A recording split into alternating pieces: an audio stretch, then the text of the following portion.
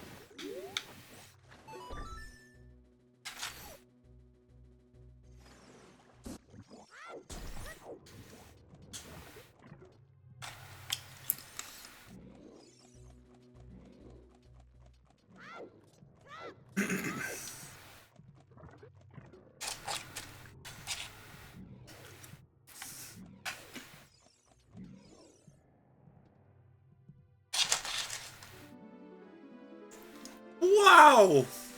It's the princess.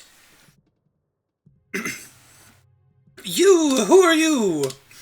I am Rudo, Princess of the Zoras. What are you saying? My father asked you to come here to save me? Yes? I'd never ask anyone to do such a thing.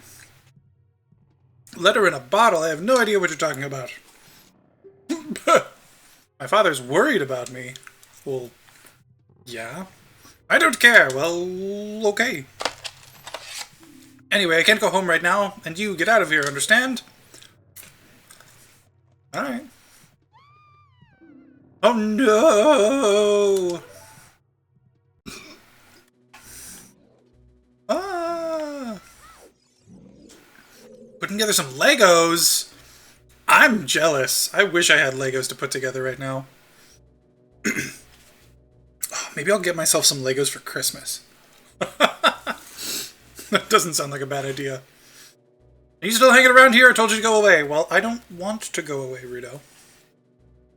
I'm okay. I've been going inside Lord Jabu Jabu's belly since I was little, but Lord Jabu Jabu is very strange today. There are electrified jellyfish and strange holes around. Whoa. Okay, don't tell me about Jabu Jabu's holes, please. On top of that, my precious stone was, but that's none of your business. Anyway. Carl Jobst. Jobst? No, is the answer. Who's that? You, go home now, understand? No.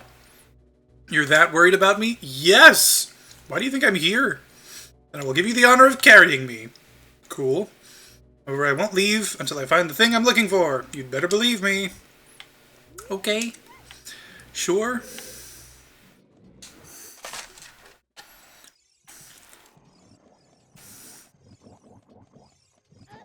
Ah.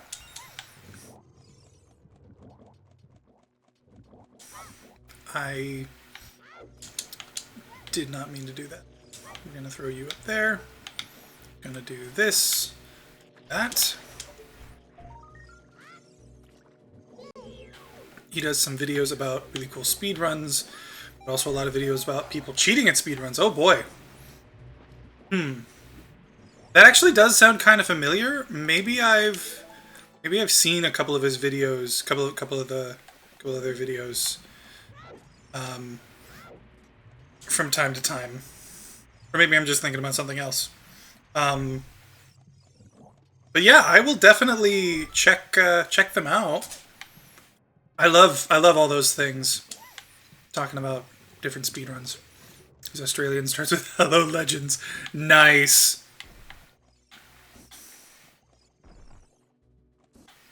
I love to see that. Could you go away, please? There we go. Yeah, no, that sounds awesome. I'll definitely check him out.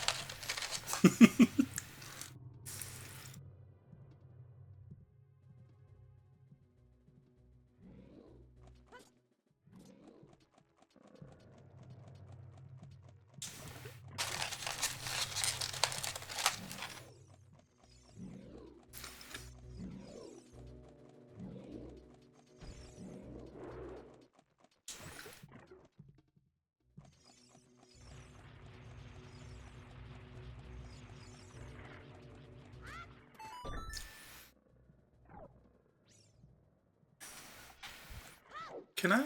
Is this? Can't. Sheep.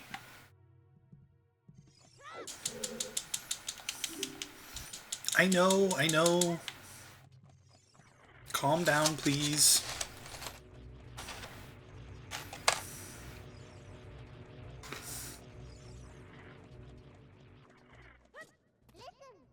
Yes, I know it's too heavy, or it's not gonna go down from one person.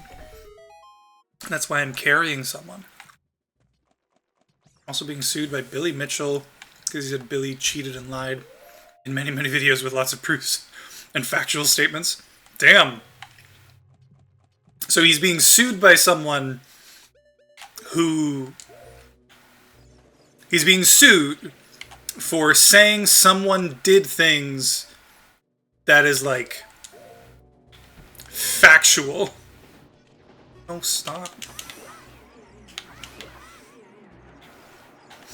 Well, it's a good thing that the truth is an affirmative defense in defamation.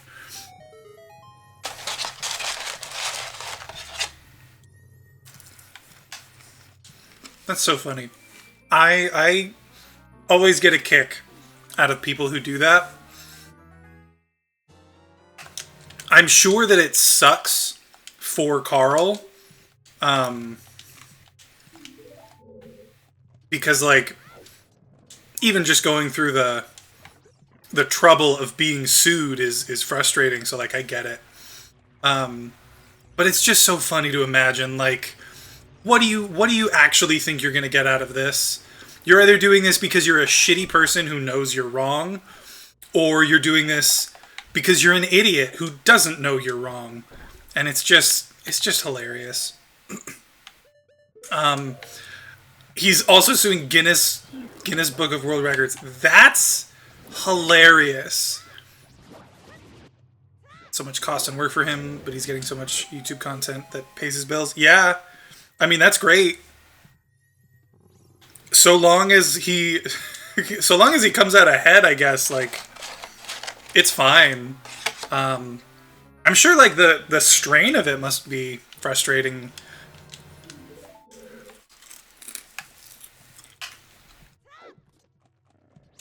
Like, I'm sure it can't be easy. Yes, again, I know. Yes, the red slimy thing is gone, Navi. Thank you. Must be, yeah, probably because I cut the tail. It'll probably work on the other ones. Ugh. I'm going to loathe playing through Skyward Sword again, because that game is so hand-holding. It's gonna be so frustrating. Not happy about it. Today he put out a follow-up on a charity that does a big fundraiser on Twitch every year, but has never donated the money they received and has been hiding funds? What? Holy shit, that is insane. That's so fucked up.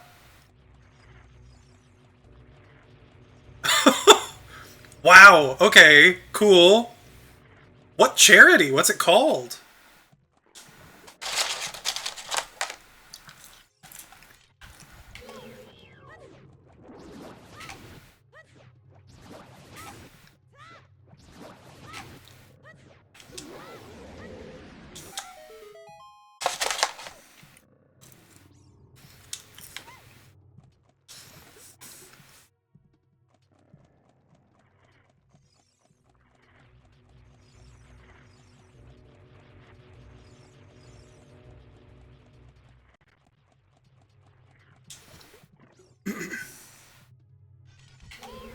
It's okay if you don't remember. I'll try to check it out tonight anyway, so, like, I might just find out on my own. Open hand. Why does that sound familiar?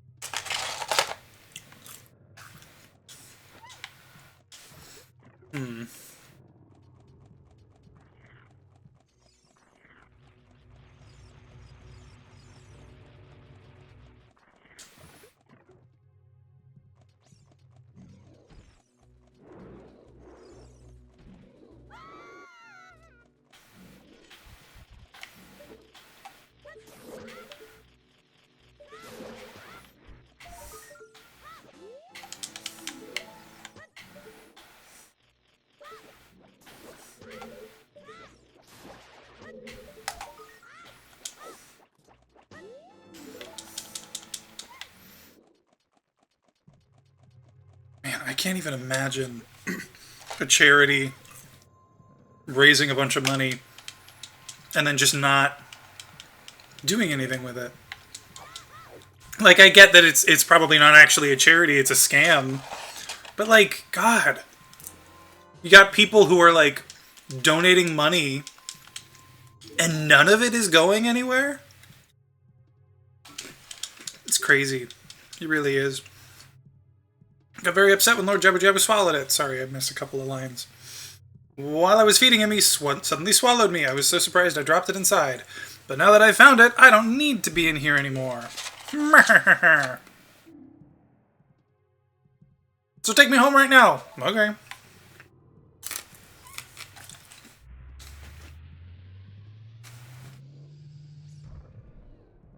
Kia, what is this, an octopus? I don't know why I said it like that. Don't ask. Really excited for the follow-up. I mean, yeah, that sounds really interesting. I'm definitely interested in it, too. Haha.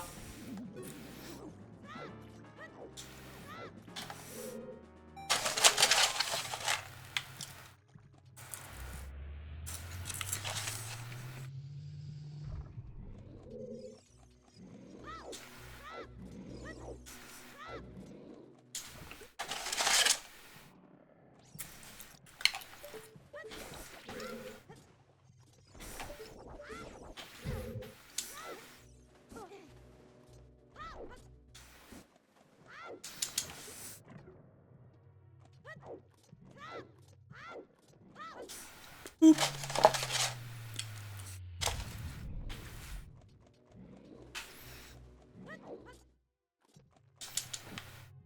Oh, hey, did you ever watch Game Maker's Toolkit at all? I think I told you about that last stream or something.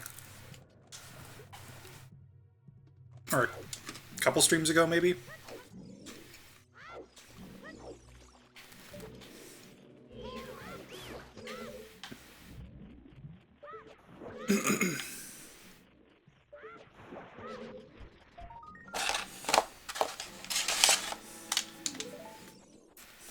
Totally forgot. That's okay. I kind of figured. I mentioned it once, so it's not like I... Come on.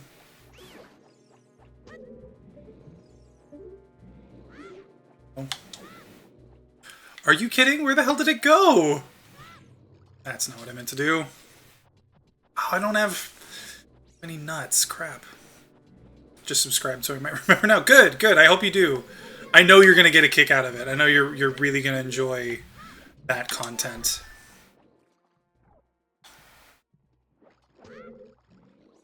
I would say, start with his series Boss Keys. Don't have any nuts from the accident. Yep. Got caught in a thresher. While they were trying to cut me out, someone hit me with a hammer in the balls.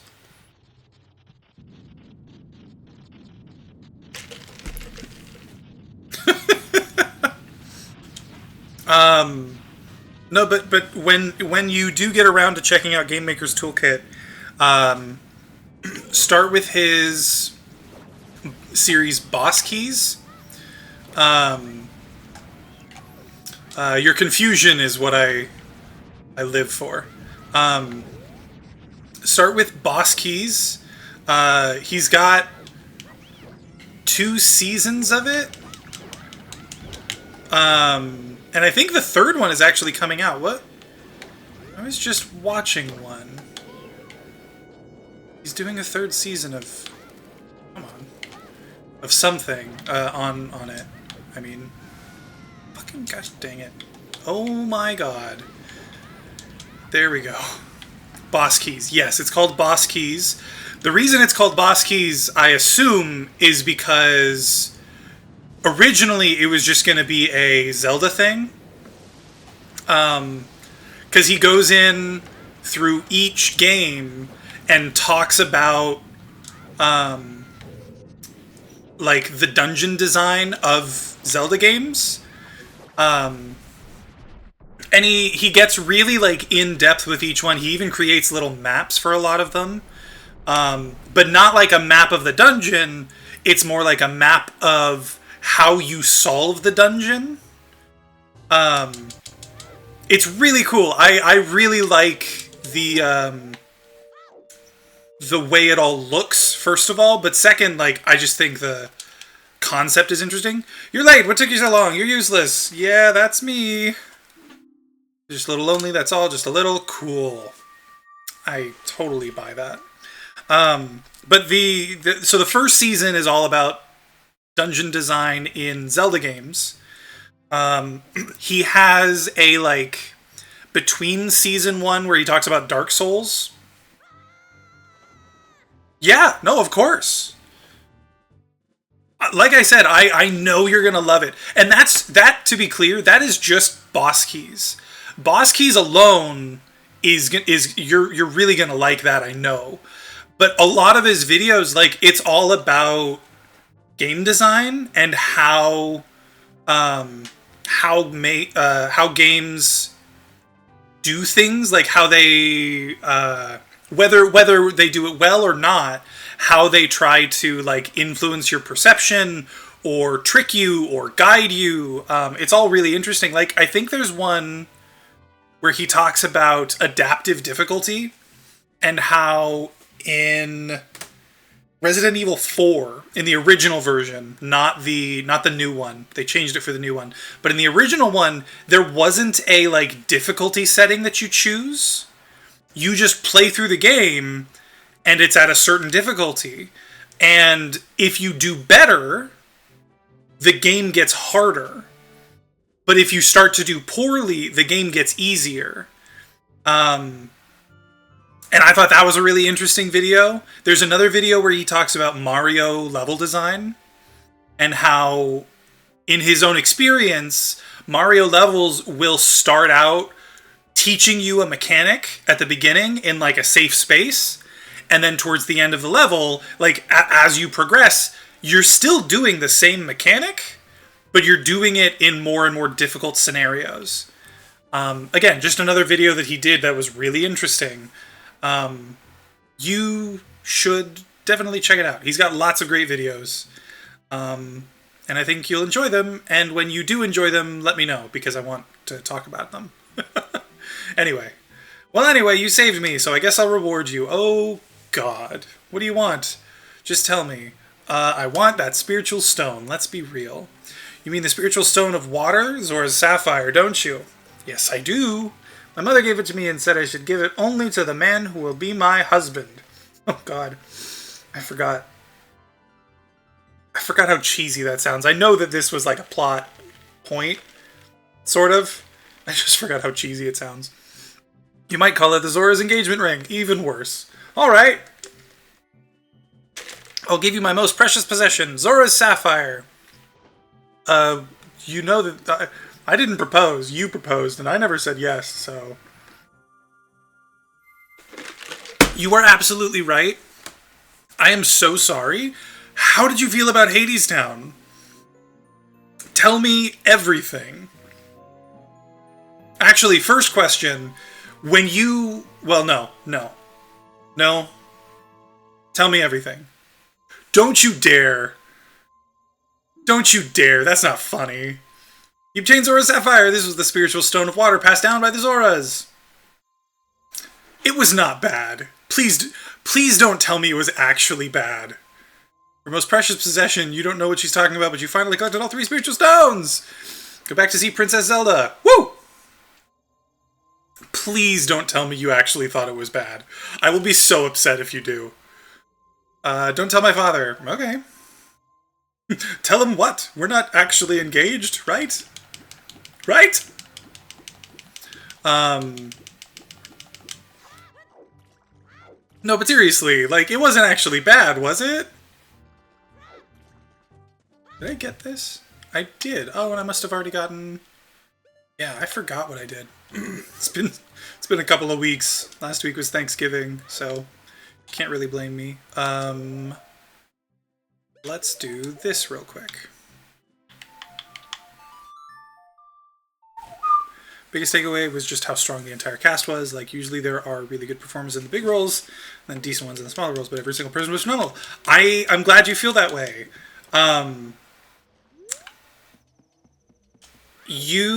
I've seen it 3 times now, twice on Broadway and once when it was on tour down here.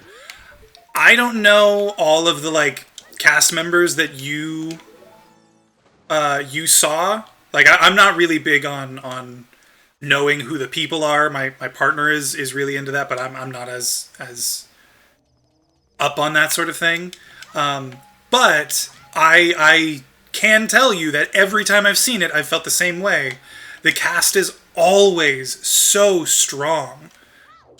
It's kind of incredible, and I'm just really glad that you had a similar experience. That's really good.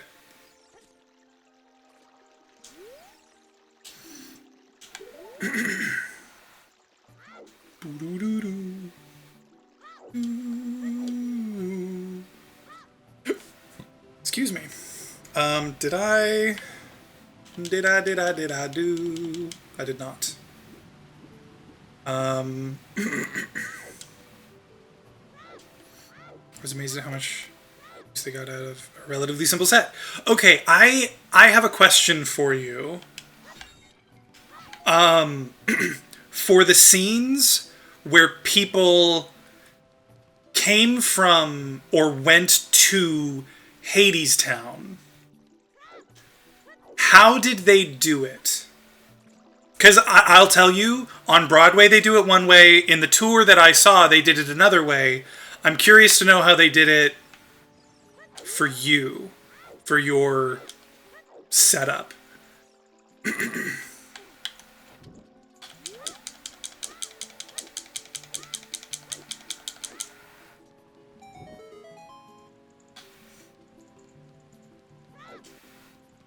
What are my options? Not sure how to describe it. Okay, so I'll put it this way.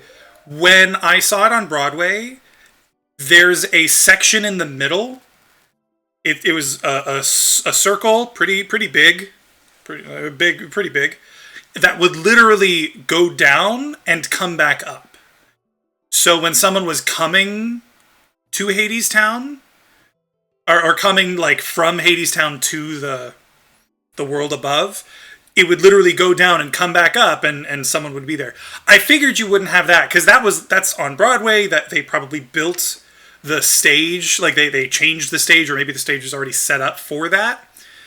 When it was on tour, they had like this little area, like not area. They had this like gate kind of towards the back that would pop up. It was almost like a garage door. It would like pop up. And then people like, there was people in there, or people would get in and then it would close, and that was like the train to Hades Town. There's like an oven door thing under the balcony. Okay, yeah, that is okay. I kind of figured they would do the same thing. They probably use the exact same set every time, but I was curious to see if they changed that up at all. But yeah, even then, even with the more complicated aspect of like the thing in the middle that went up and down, I agree. The set is always so simple, and they work so hard to make it stand out incredibly well. Other way was between the stairs and the band up left. Yeah, okay. Yeah, I know like there are a couple of different paths that they take, but the big one is like when Hades first shows up, or when at the very end of the show, when Persephone is taken back. It's so... Here's the thing. I love the way they did it on tour, don't get me wrong, but on tour, she kind of has to go out of her way to be standing there waiting to be taken down, right? On Broadway, like they're really going, and it's just a quick turn, and she's already standing there right in the center of the stage, and then she just, it is heartbreaking, and it is beautiful, and I get sad just thinking about it. It's so good. Didn't really notice how she got there. Yeah, that's the thing, and I think that's a testament to the show, is like you're watching you're watching Orpheus because he's, I mean, of course you are. He's the one that you're rooting for. You're excited for. It's not until he turns around that you realize what's about to happen. Unless you know the story already, which I did. But even then, like, you, even then, you get so caught up in everything that you don't notice it. You know? God, it's such a beautiful story, and it's a beautiful show. Okay, but that's enough from me sort of hijacking this. Tell me more. Tell me more of your thoughts about it. Because I could talk about it forever. I have talked about it forever. My partner and I, every time we think about it, we seem to have another long discussion about it. Of the presence of the... of Hermes.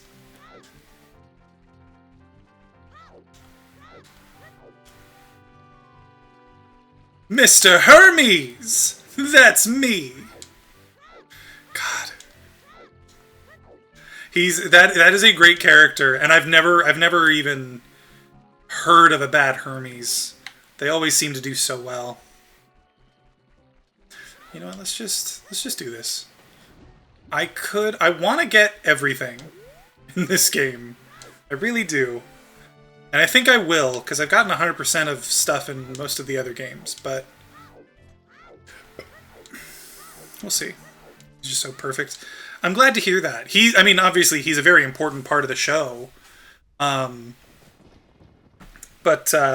yeah, if Hermes isn't good, it's a real, like, draw on the energy of everything. Drain on the energy, I should say.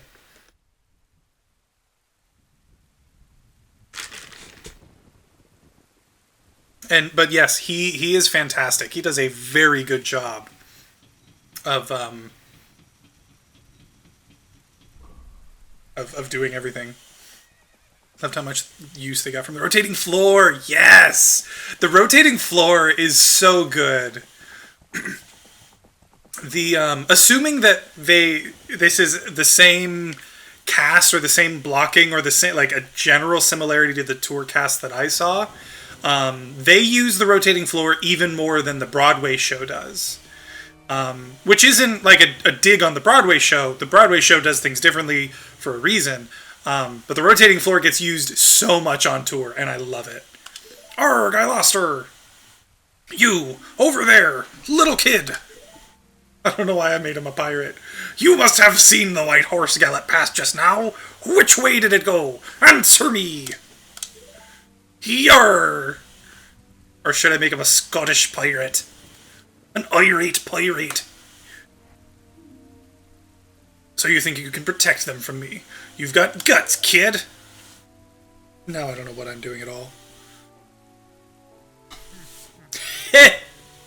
Heh! Heh! I'm in a weird mood. You want a piece of me? Very funny. I like your attitude! Yarr!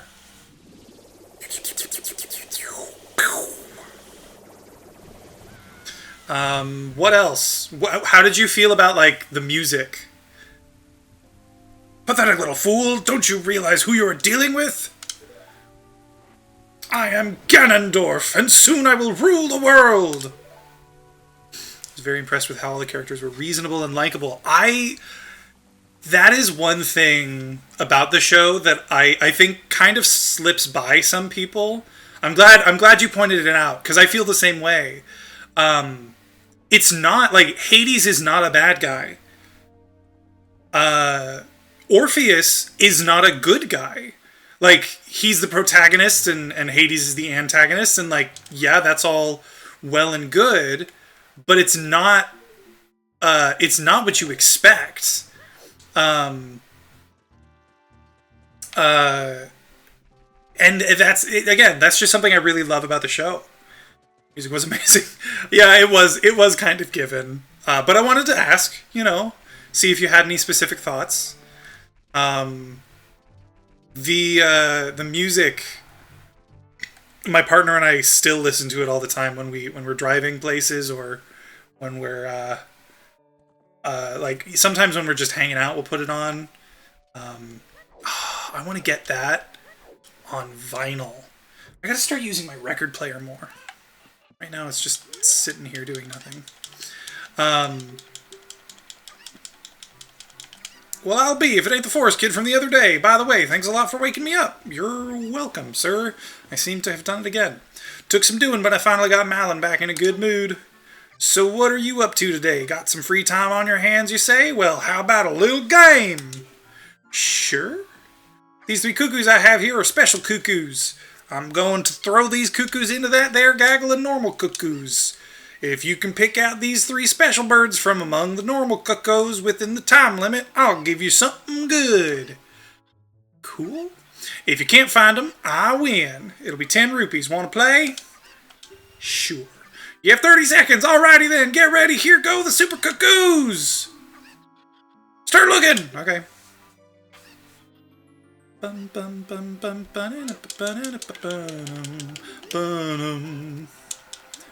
yeah.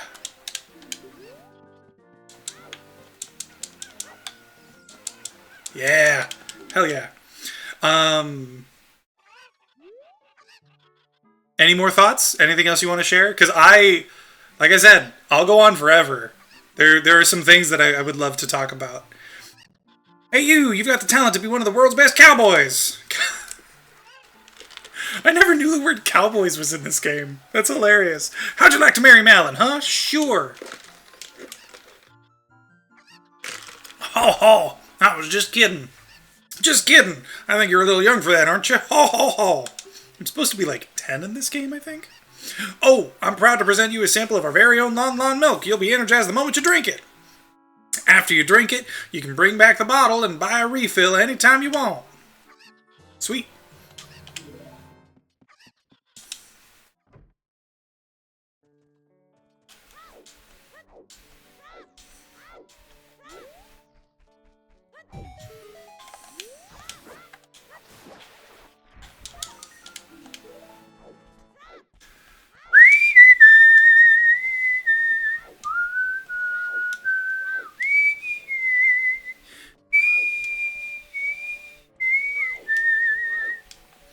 I think I actually have to talk to you first, don't I?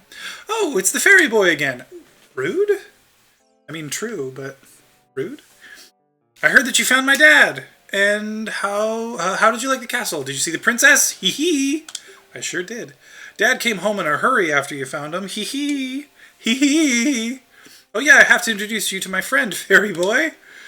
She's this horse. Her name is Epona. Isn't she cute? Oh, she's scared of me. It seems like Epona's afraid of you, fairy boy. What if I do this? No, not yet. My mother composed this song, isn't it nice? Let's sing together. Okay. Oh, cute ocarina. Are you going to play this song with that ocarina? Ooh, ooh. One question you might have a clue about. Our program had 3 different Orpheuses. They were each doing 2 of the 6 shows. Any idea why they did that? I don't know. I mean, there could be any number of reasons. They've got 3 Orpheuses, so like they just sort of trade them around for the shows. You learned a Epona song. Yeah, I don't know why they would have that many. It could be part of like a contract that they have to have like enough people to... I wonder if it was a vocal cord thing. Broadway seems to use the same one every show. Yeah, no, that's the thing. Like, most times you're going to get the same cast. It's pretty rare to get an understudy even. But the fact that they very specifically have 3 people each doing 2 shows, that's very atypical. What am I doing? This isn't randomizer. I know it's a heart piece. Yeah, I don't know specifically why they would do that, but that's an interesting question. I'll have to ask My partner might know specifically, and if not, I can at least look it up online and see if there's anything online about it. Because that's weird. That's very strange. Did you know um, the story of Orpheus and Eurydice before you went into the show? I'm just curious.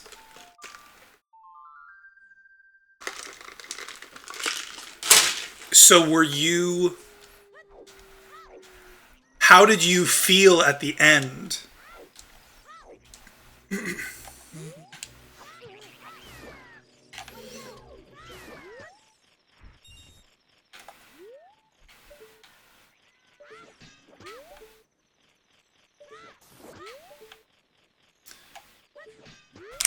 Oh, come on. At least hit it.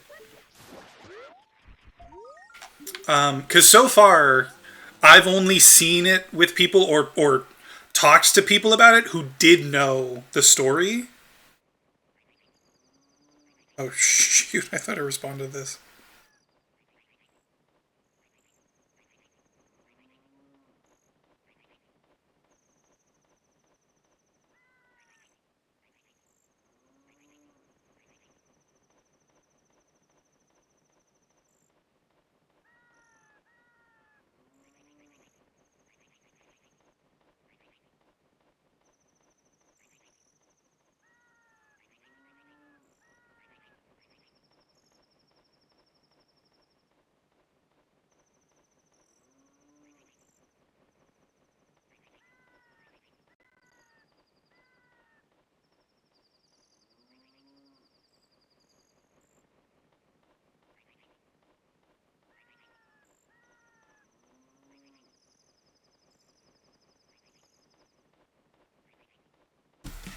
Okay, there we go. Kind of saw it coming because, you know, Greek, but it was still heartbreaking. Okay. Yeah, yeah, that is a very valid point. Um, yeah, because like they even tell you at the start, it's a sad tale. It's a tragedy. Like you kind of, if you're paying attention, you know that this isn't going to end well. But you also get the idea that like there's a modicum of hope in the story still, and I think it's really beautiful for that. I really do. Um, okay, anything else? Tell me like every last thought you had, because it is currently one of my favorite, if not my favorite show I've seen. It is so good, so good. Do.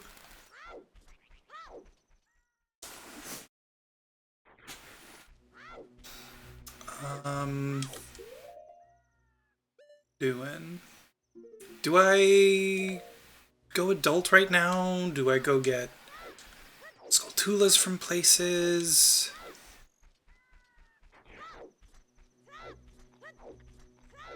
I think I go get Skulltulas. At least from like this area over here. I can do a little bit.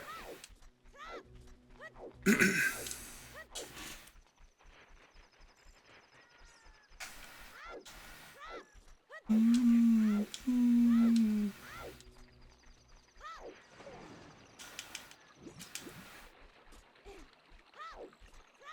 think I'm gonna make it.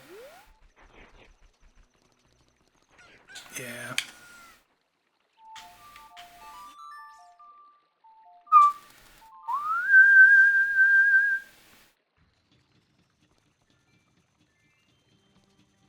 Nighttime. Nighttime? Daytime! Oh, and I think I can do... What's it called as well? Dampe digging? Okay, so I got some of these already, and I just forgot. Did I... I feel like I might have forgotten to get the one up here.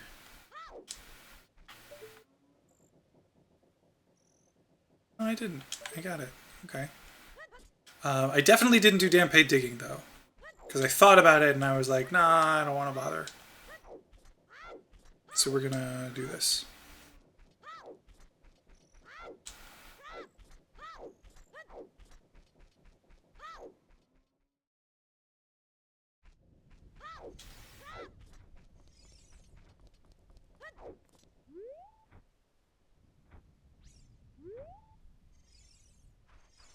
Come a little closer.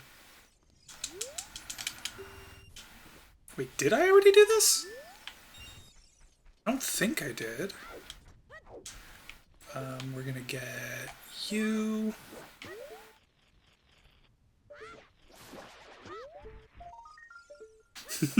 If you've given all your thoughts, totally fine. I'm not asking you to come up with like, you know, more to say just to appease me wanting to talk about the show. I'm just curious because, like I said, I could talk about the show for hours, and I just want to hear all your thoughts. I do. I value your opinion, I guess. Persephone was your least favorite character, but you're not entirely sure why. When you say least favorite character, do you mean least favorite like the performer was your least favorite performer, or the character Persephone in the show rubbed you the wrong way for some reason? Oh, I should have gone and bought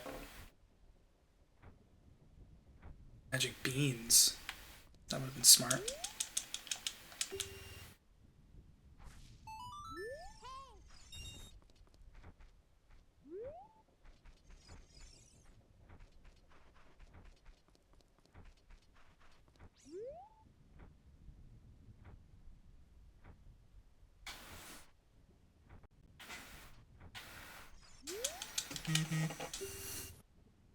It ain't right and it ain't natural, ooh. Lover, you were gone so long. Lover, I was lonesome. So I built a foundry. There we go, okay. Not entirely sure, but I think it was the character, not the performer. Okay. That's interesting.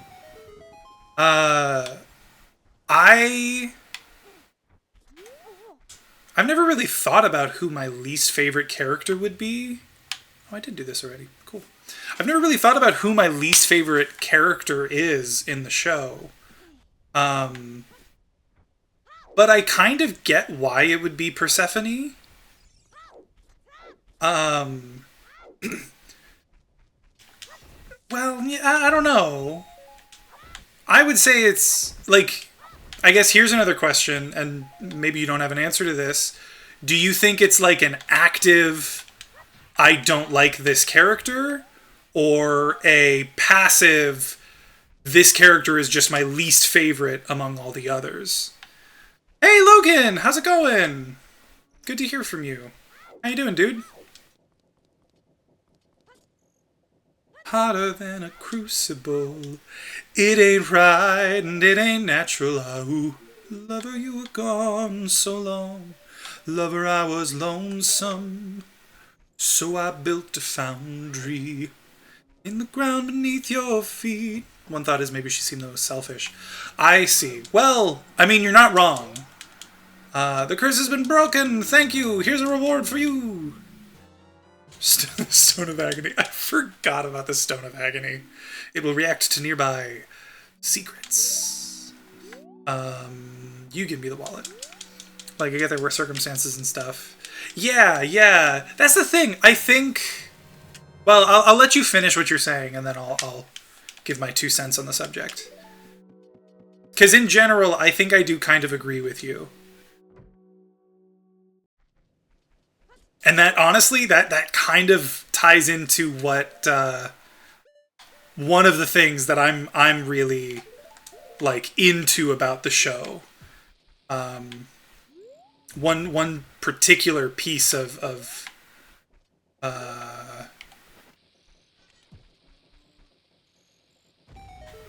like trivia, you could call it. Don't know if you have more to say. Okay. Well, So I agree. She's definitely the most like selfish in the show. But I think that's on purpose. And not just like oh, they made her too selfish, but like she is supposed to be way out there kind of selfish. I forgot that's a huge rupee, not a heart piece. That was a waste of money. Whoops.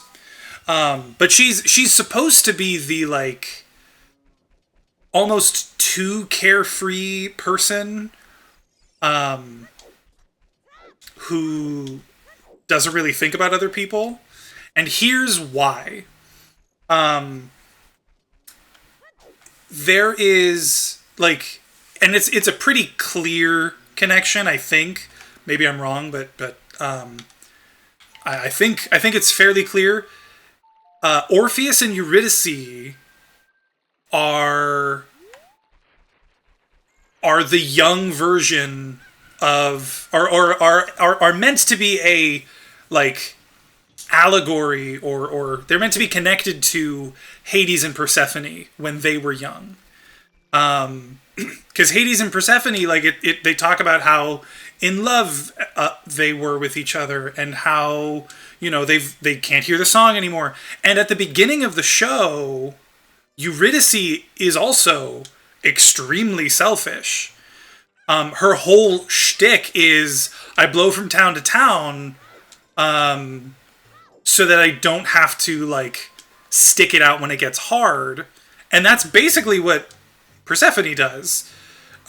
She's kind of forced to. She's forced to go back and forth, but even still, like she comes in, things are great, and the second it gets harder, she's gone. And my favorite connection to that, and I know I can see you're typing, Logan, or I can see you're chatting, Logan, and I promise I will get to you.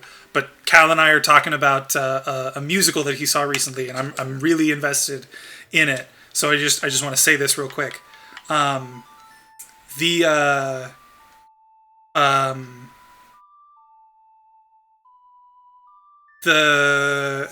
connection between the two of them, between Eurydice and Persephone, is very clear, because Eurydice is selfish because she doesn't she doesn't want to be hurt. She doesn't want to be vulnerable.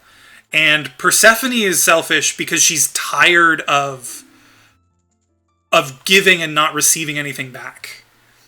I will give you a magic spell. Please take it. Din's Fire. Huzzah! And one of my favorite things, my absolute favorite thing about the show, I don't know if you've listened to the soundtrack at all, Cal, since you watched the show, but I've listened to it a whole hell of a lot. And there's a part, I got Din's Fire, I can put it on the C button to use it, blah, blah, blah. You can use Din's Fire not only to attack, but also to burn things. Huzzah! When battle has made you weary, please come back to see me. Okay.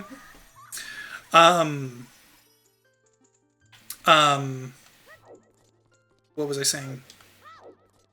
No, you haven't. Okay. That's fine. That makes sense.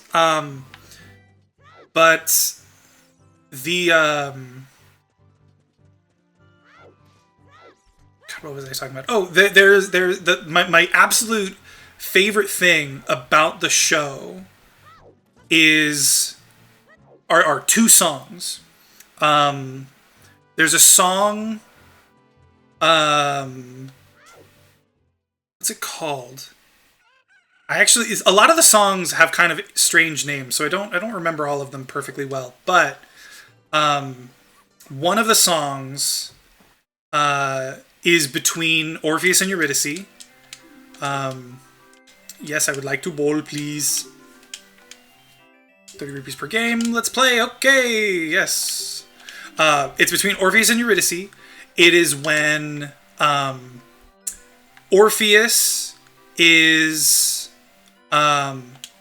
It's towards the very beginning. Orpheus has basically just said, like, hey, Eurydice, I want us to get together. I want us to get married.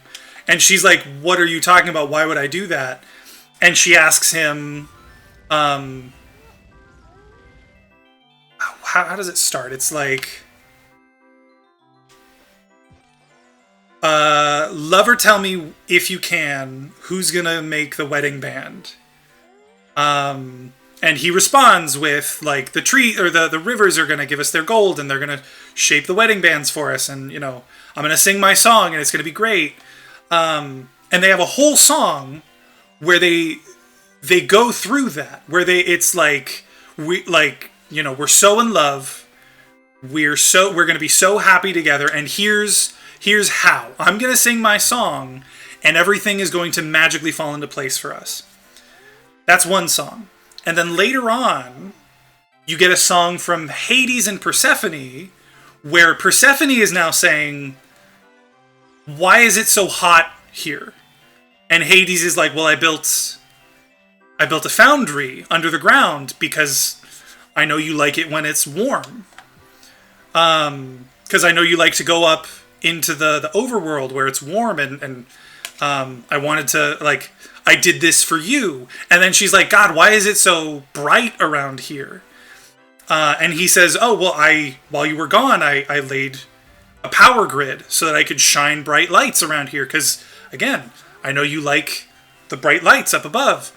And the whole time, like you said, she's being selfish. She's being, like, bratty almost. Because he did these things for her. And granted, he's doing them really for himself, to try to get her to stay with him. But he thinks that he's doing something good for her, and she is just not accepting it. Mother trucker, am I really gonna lose this? And the two songs, the key thing, it's not just that, like, one is about how we're gonna work together to make things great, and the other is, like, two people who are fighting and arguing. The tunes, the melodies are the same. They're sung at slightly different tempos, and they're sung with slightly different, like, melodic phrasing. But the notes and the like general melody are the exact same thing, making a very clear connection between. Mother trucker, no. Actually, I might as well do this. Making a very clear connection between the two couples, which I think is fantastic. I absolutely adore the show for that, because it's so interesting to have, especially a character like Hades, who in a lot of media is portrayed as, like, the villain and not just, you know, another dude like he actually is. But they make that connection between Orpheus, who's supposed to be, like, you know, sort of the good guy of the show, and Hades, who's supposed to be the bad guy of the show. And then same with Eurydice and Persephone. Like, they make those connections. And I think it's so interesting because it's kind of like what you were talking about, how I think you said something about it. Everyone was, like, reasonable and understandable. Everyone in the show is extremely realistic, I feel, for that exact reason. Because it's not that Hades is the bad guy. It's that Hades has lost his ability to judge how to handle his relationship. Persephone has lost the ability to like, be grateful for what she has instead of wishing for what she doesn't have. And then Orpheus and Eurydice, even though they're the good people, Eurydice still chooses to go to Hades Town rather than continue to fight for her and Orpheus. And at the same time, Orpheus puts so much focus into writing his song that his apparently fiance goes off and dies, and he doesn't notice until it's done. Granted, you could make the argument in the show that it's not death exactly, but that's the idea. She leaves him to go work as essentially a slave, because he can't take 2 seconds to look up and see that there's a storm coming and help to, like, you know, make things better for them. It was like when I made those connections myself, it was a really big eye-opening moment on the theme of the show, and I just can't get enough. Okay. I have just given a whole word vomit. And I'm gonna reel in for just a second. I will answer your question, Cal. First, let me read what Logan said. I had a weird dream a while back. Dream basically for Tom Holland's Spidey film. The film was Doc Ock MCU version. Okay. Part of the film, Peter's wearing the night monkey suit from Far From Home. Interesting. So when I woke up from the dream, it seemed like a film was generally. Yeah, that sounds interesting. That sounds really. I mean, obviously, I think it'd be cool to have Doc Ock come back differently, because Tom Holland's Spider-Man kind of already has an idea of what Doc Ock can do. It'd be interesting to see where that goes. Night Monkey coming back would be cool. That'd be fun. I hope that they come up with something interesting there for a fourth movie. I've heard that Tom Holland might not actually return for it, which would be unfortunate, but still, I would love to see that. Is this aspect of it changed from the original storyline to be more relevant? Or is that dynamic always there? Well, okay, I'm not gonna bother doing that. So the original story is not... They took some creative liberties with the original story. Because in the original story, like, they're kind of taking two things and putting them together.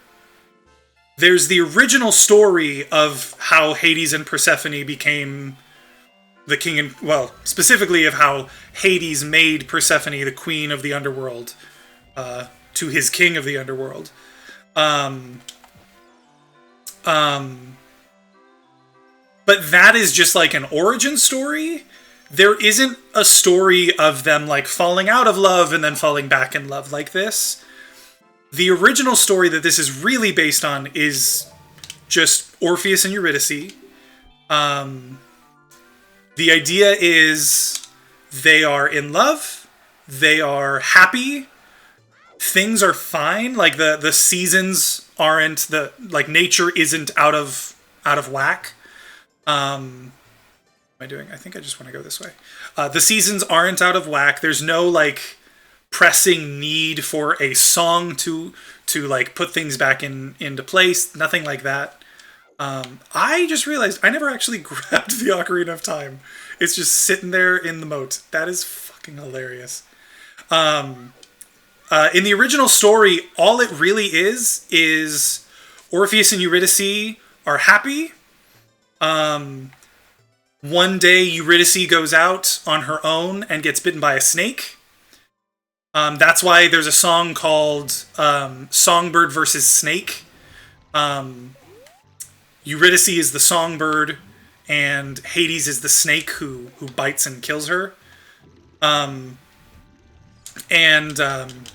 she goes out, gets bitten by a snake, she dies. Orpheus is heartbroken, and... it's a mystical light. I keep forgetting. I should probably actually, like, read these things while I'm playing through this. DJ, can you hear me? It's me, Zelda. Hang on just a sec. Sorry. DJ, when you hold this ocarina in your hand, I won't be around anymore. No, you won't. No, you're not. Couldn't wait for you. I wanted to wait for you, but I couldn't delay any longer. At least I could leave you the ocarina and this melody. Okay, while she's playing that. So, the original story, she gets bitten, she dies, Orpheus is heartbroken. His singing is so beautiful and so filled with grief. He convinces the very ground to open up for him, and he walks down to Hades. And while he's down there, Hades is basically like, King Hades is basically like, hey, what are you doing here? Like, This is the land of the dead. You're one of the living. You need to leave now. He begs to bring Eurydice back up to the world of the living. He plays a song that is so moving that Persephone, Hades' wife, says, please, like, you have to let him take her back. Like, this man is so full of grief. We cannot keep his love from him. And Hades, kind of like they do in the show, Hades says, like, okay, look, I can't just let you take her, because that would be, like, then, you know, my rule would be tested. So you can take her, but you have to, like, you go back up those stairs, and you don't turn around. You just have to trust that she's there with you, because if you turn around, she comes straight back to me. And he says, okay, I'll do it. And they go up, and he's a few steps from the end, and he turns around because he can't get those anxious thoughts of what if she fell, what if she tripped, what if she never showed up at all. He has to trust, and he can't trust. And he turns around, and she's there, and she immediately gets taken back down. He goes up to the world of the living. He basically lays down and dies of heartbreak. And that is the original story. It's a lot simpler. At least, I should say, that's the original story as I know it. I'm sure that there are different versions. But the version that, like, there's no version that the show is, like, really closely based on. So the connection of Orpheus, Eurydice, Hades, Persephone, that's not really there. Yeah, it was kind of there. The idea of, like, you know, the two couples, absolutely. But the show really puts an emphasis on this couple and that couple being, like, connected to each other in that way. Okay, let's do this.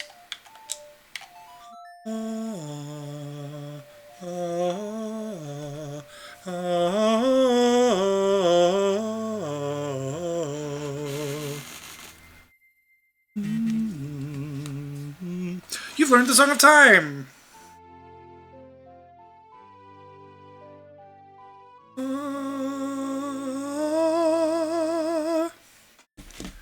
Now, DJ, play this melody in front of the altar in the Temple of Time. You must protect the Triforce.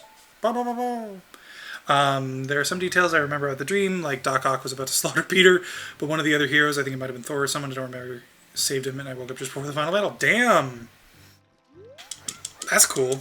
I'm sure that, well, I guess I wouldn't say I'm sure, but, like, my guess when it comes to Spider-Man is that at some point relatively soon, he's going to make an appearance not in a movie. He's going to make an appearance in, like, a TV show or something, because a lot of TV shows in the MCU seem to be focused on, like, New York area sometimes. But yeah.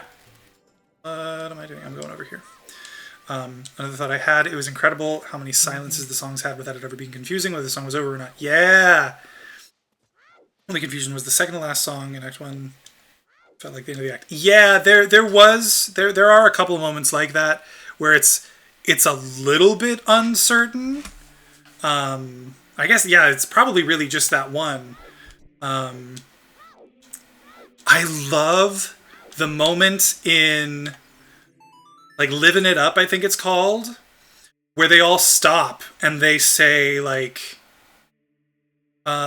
she will always fill her cup and we will always raise them up. And then it goes silent. And then there's just this moment of, to the world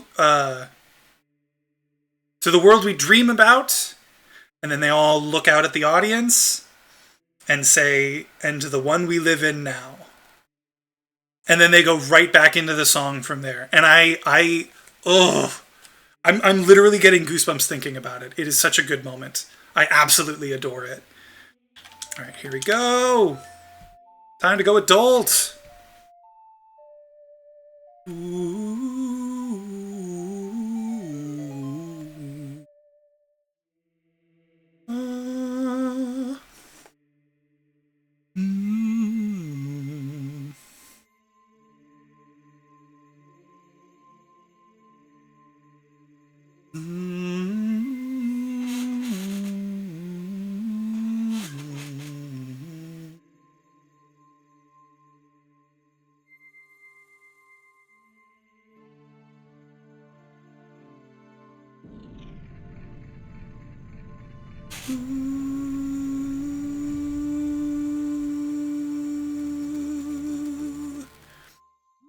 Vaguely remember that. Yeah, it's a very good moment. It's also in the soundtrack where like everything gets very quiet and it doesn't hit the same, but it's so powerful. I love it.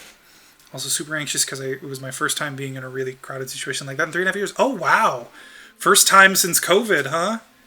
Wow, good. I mean, good for you for stepping out like that. But damn, I'm legit so bummed that it wasn't a real film and just a dream. Yeah, no, that's unfortunate. That sounds like a really interesting film. DJ, isn't that? Whoa!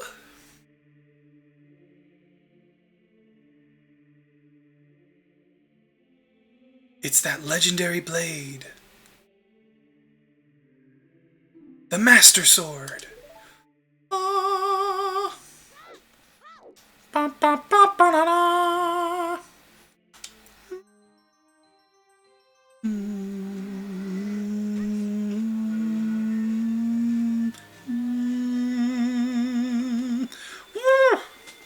Hell yes. Ugh, I love this. Ba, da, ba, ba, ba, ba, ba. Excellent work. As I thought you held the keys to the door of time. That's good, Logan. That's funny. You led me to the gates of the sacred realm. Yes, I owe it all to you, kid. Oh, shit.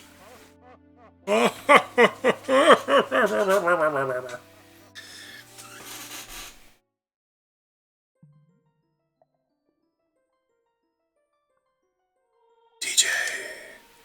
Wake up, DJ. The chosen one.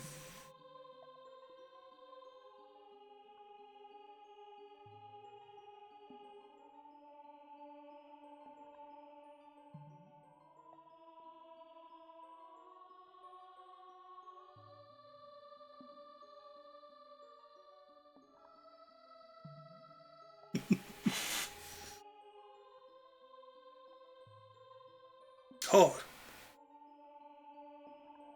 Santa Claus? I am Raru, one of the ancient sages. Ages ago, we ancient sages built the Temple of Time to protect the entrance to the sacred realm. This is the Chamber of Sages, inside the Temple of Light. I don't know why I'm, I don't know why I'm talking like an announcer or something. The Temple of Light, situated in the very center of the sacred realm, is the last stronghold against Ganondorf's evil forces. The Master Sword, the evil-destroying sword that you pulled out of the pedestal of out of the pedestal of time, was the final key to the sacred realm. DJ, don't be alarmed. Look at yourself.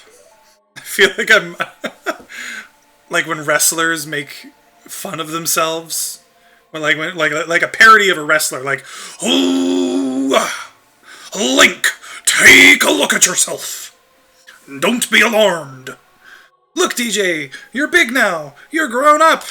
You're grown up." Now that one sounded like Tony the Tiger. The Master Sword is a sacred blade which evil ones may never touch. Only one worthy of the title of Hero of Time can pull it from the pedestal of time. However, you were too young to be the Hero of Time. Therefore, your spirit was sealed here for 7 years. And now that you are old enough, the time has come for you to awaken as the Hero of Time. Well, do you understand your destiny? Sure, I guess. But remember, though you opened the door of time in the name of peace, Ganondorf, the Gerudo King of Thieves, used it to enter this forbidden sacred realm. He obtained the Triforce from the Temple of Light, and with its power he became the King of Evil. His evil power radiated from the temples of Hyrule, and in 7 short years, it transformed Hyrule into a world of monsters. Monsters. The monsters. My power now has only little influence even in this sacred realm. How Ganondorf somehow came to the conclusion this random kid I nearly killed outside the castle, who just so happened to have a sword, must have the keys to the sacred realm. Well, I think this was like his plan. Yeah, the cut scene in the courtyard. Like he planned this out somehow. Not really sure how. Namely, this chamber of sages. But there is still hope. The power of the sages remains. When the power of all the sages is awakened, the sages' seals will contain all the evil power in the void of the realm. I, Rauru, am one of the sages, and your power to fight together with the sages makes you the hero of time. The hero of time chosen by the Master Sword. Keep my spirit with you, and find the power of the other sages and add their might to your own. This voice is already grating on me, and I feel terrible.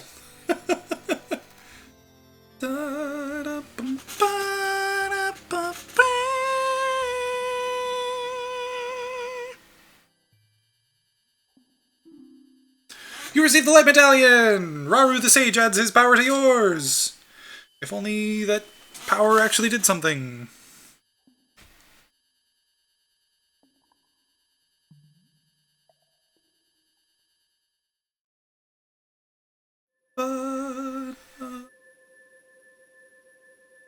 Temple of Time!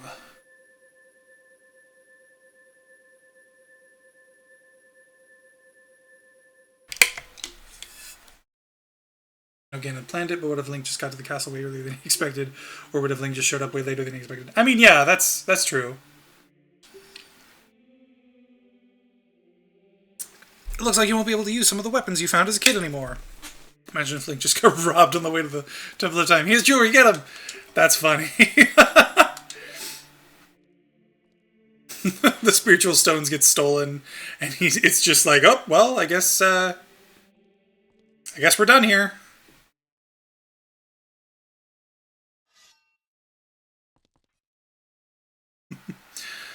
I've been waiting for you, hero of time. When evil rules all, an awakening voice from the sacred realm will call those destined to be sages who dwell in the 5 temples. One in a deep forest, one on a high mountain, one under a vast lake, one within the house of the dead, one inside a goddess of the sand. Together with the hero of time, the awakened ones will bind the evil and return the light of peace to the world. This is the legend of the temples passed down by my people, the Sheikah. Never understood why Link can't use the young Link weapons as an adult, can't carry a stick, can't shoot a slingshot. The stick? Well, so... Oh, I'm sorry your internet's going bad, Cal. That sucks. The sticks, I feel like they're supposed to be kind of like short, or realistically, like why would you use a stick when you have a big ass sword that can, you know, destroy evil? The slingshot I just assume is too small. It's like made for like a child, so like it's kind of like awkward to use. And the boomerang, same thing. It's probably just like too small for his hand now. But I don't know. That's just my guess. Imagine if she forgot where one of the sages was. I don't know, actually. I am Sheik, survivor of the Sheikahs. As I see you standing there, holding the mythical Master Sword, you really do look like the legendary hero of time. Damn right I do. If you believe the legend, you have no choice. You must look for the 5 temples and awaken the 5 sages. One sage is waiting for the time of awakening in the Forest Temple. The sage is a girl I am sure you know. Because of the evil power in the temple, she cannot hear the awakening call from the sacred realm. Unfortunately, equipped as you currently are, you cannot even enter the temple. But, if you believe what I'm saying, you should head to Kakariko Village. You understand, DJ? No? What? Get out of the way! Okay. It would genuinely be hilarious if Link accidentally pulled the handle off the sword when he tried to pull it. That would be hilarious. That'd be very funny. Alright. I like how Sheik asks, like, or Sheik says, like, if you believe me, then go to Kakariko Village. And it's just like, well, what if I don't believe you? What if I'm like, no, I don't wanna. But then, okay, Kakariko Village, here I come. Bum.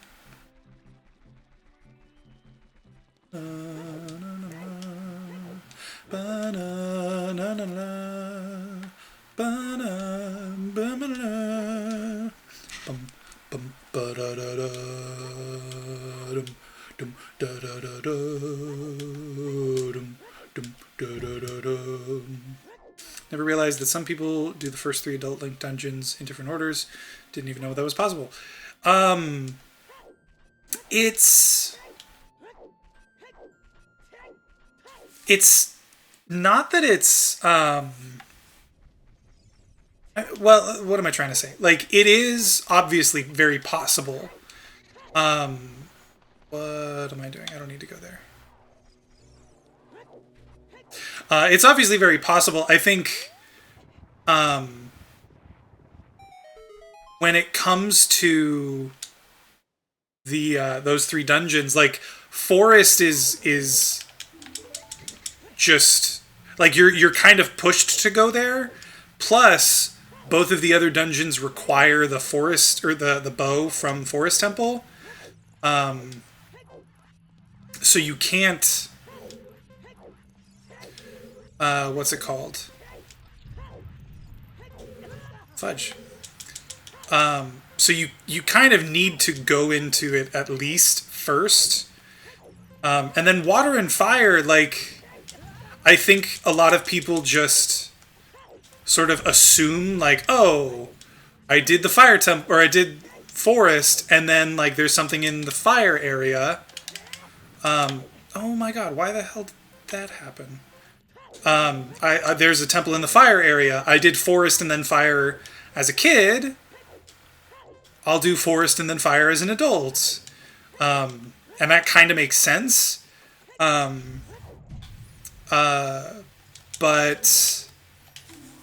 the time of this race was 58 seconds. Young man, you were very quick to be able to keep up with me. As a reward, I'm going to give you my treasure. It's called the hookshot. Hookshot.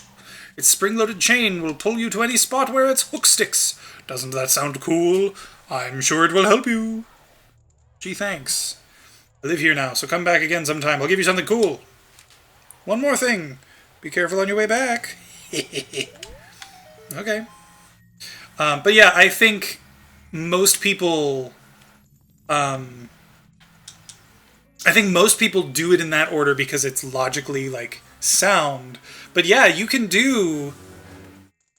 You need to at least go into the Forest Temple first. You found the hookshot. It's a spring-loaded chain that you can cast out to hook things. Huzzah!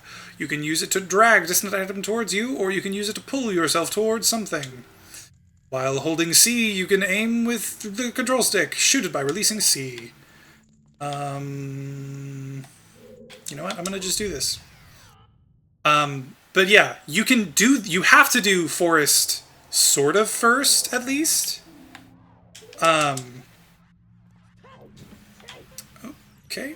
You have to do Forest sort of first, because you need to get the bow. But once you have the bow, yeah, you can do either of the other 2 whenever you like.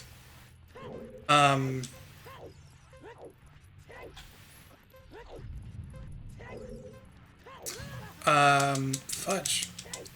Cal, to answer your question, fudge. In, what was the previous game? Link's Awakening was the previous one. But in all of the other games, it's not so much that they're in an order as it is like, well, no, they kind of are. Like in the original game, they literally say level 1, level 2, level 3, all the way up to level 9, which is Ganon's castle. Or Ganon's lair, or whatever you want to call it. Oh, that was close. I ran into so many fires. Time of this race was 59. You're back. Was the present I gave you fun and useful? Yes, it was. Thank you. Their heart piece.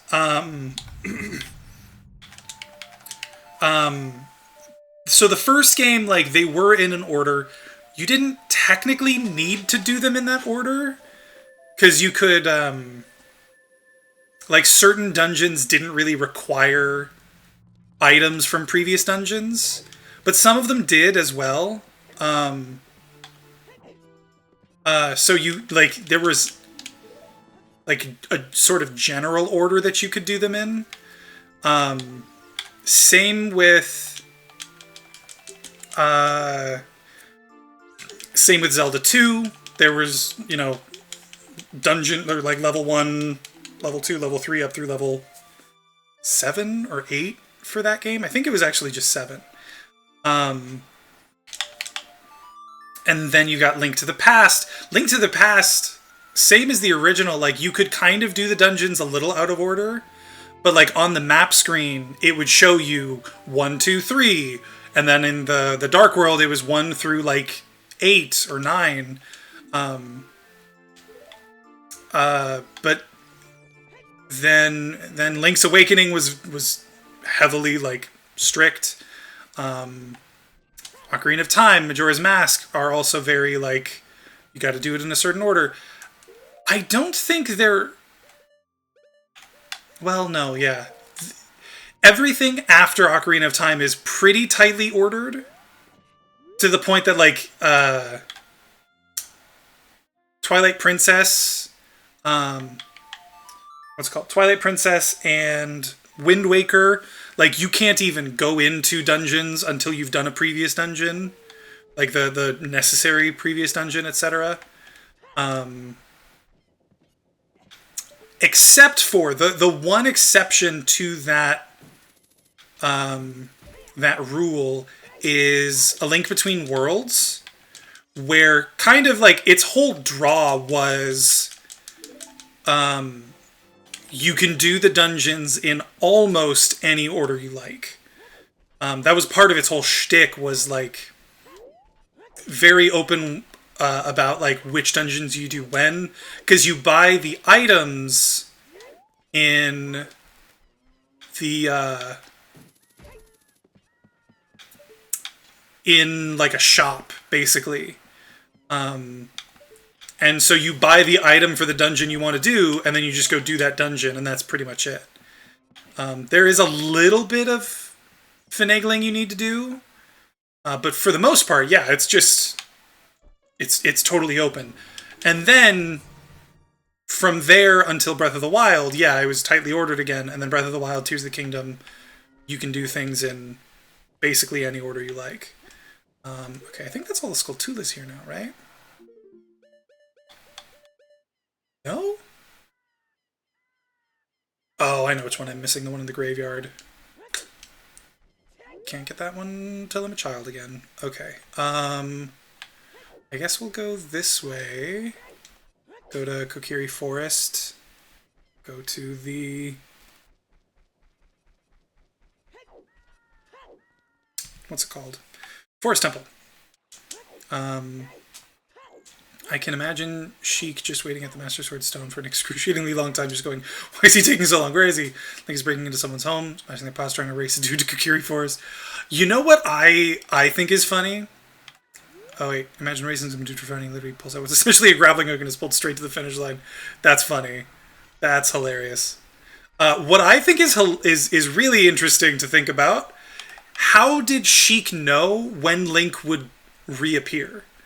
Because he disappeared and was gone for 7 years. And then Link suddenly appeared and Sheik was there waiting for him. How did Sheik know? I think I made it before daytime. Okay, see what Elon said at the conference thing. Oh god, what did Elon say this time?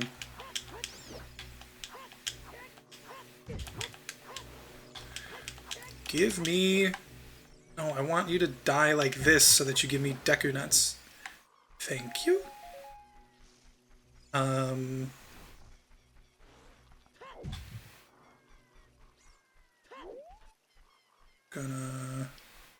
No. That one's as a child. As an adult... It's over here.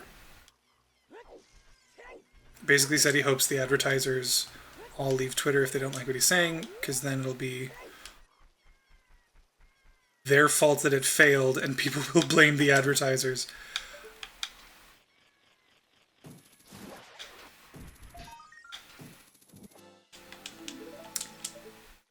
Huh. You know... Okay. I'm going to apologize in advance, because I'm going to get just the tiniest bit political here for a second. I won't be specific, but like this is going to be a little bit political. People like Elon, people who have the beliefs that Elon has, are the same kinds of people who are like, if you don't like something, you know, just don't support it, don't give money to it, don't buy it, don't see it, don't blah blah blah. What am I doing? There's nothing for me over here. And then at the same time, they say shit like that, where it's like, they didn't like what you were saying, so they left. Maybe if you wanted them to stay, you shouldn't have said such stupid crap.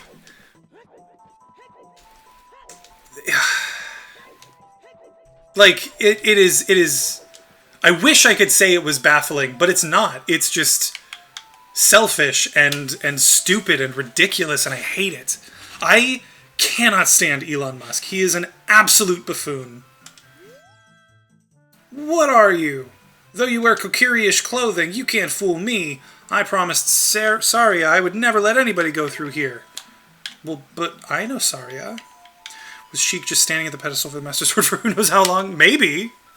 That is entirely possible. Sheik was... Eventually, Sheik was just like, I mean, he's got to show up again eventually, right? I'll just, like, spend every morning, afternoon, and night here, just in case. That melody! Saria plays that song all the time. Do you know Saria? You're damn right I do. That song. Saria taught that song only to her friends. Okay, I trust you. When I see you, I don't know why, but I remember him. What do you say after that? When I see you, I don't know why, but I remember him. Is it just that? Maybe you say something else later. Excuse me. I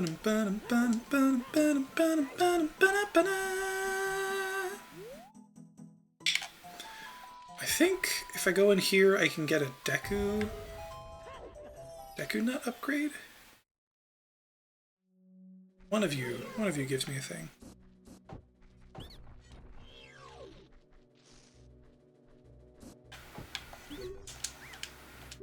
Yeah, more Deku Nuts. And I think this will refill all of my Deku Nuts too, so that's great.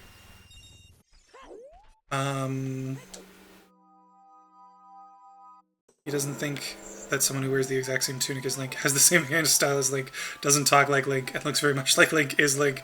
Well, in his defense, Kokiri aren't supposed to age. And as far as he knew, I think he thought Link was a Kokiri. Yes, I know all of this, Navi. Thank you. I think he thought Link was a Kokiri, so he's like, well, Link either died or, you know, will come back and look exactly the same.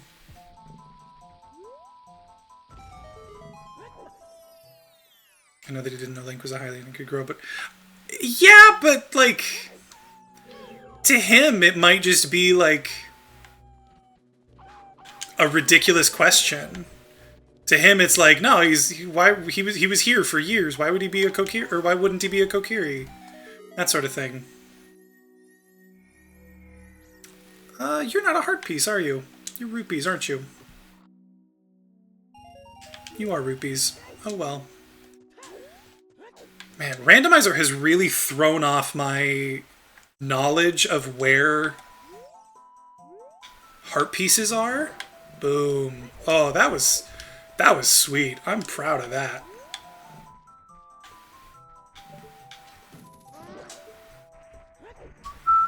It's actually quite fortunate that Link was a Hylian, as I don't know if he would have ever awakened as the Hero of Time if he was a Kokiri, as wasn't the main reason he was basically sleeping for 7 years, because he wasn't old enough. Yes? But I think the response to that I give is he was always destined to be this, so of course he was a Hylian. But also, if he actually was a Kokiri... Oh, I thought I could make it. If he actually was a Kokiri, it's possible that it would have, eventually been like, oh yeah, you're old enough now, because you're, you'll be smart enough to handle this, or strong enough to handle this. It's not necessarily, his physical age, so much as it might be his mental age. But I don't know. Who knows? Maybe if Maito went out and grabbed it, he's probably been around for years, right? As a Kokiri.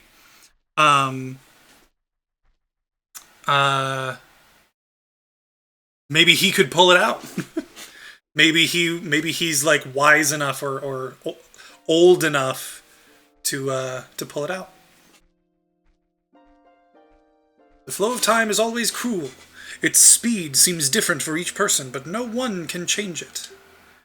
A thing that doesn't change with time is a memory of younger days. In order to come back here again, play the Minuet of Forest. Alright.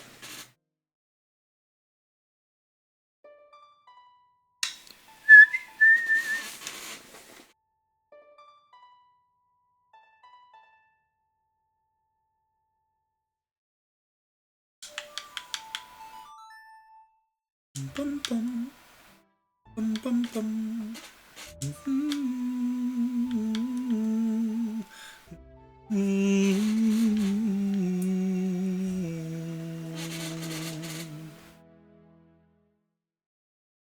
You have learned the Minuet of Forest. DJ, I'll see you again. Imagine if she forgot how to play the Minuet. Just spend a bunch of time plunking out notes trying to figure out what it was.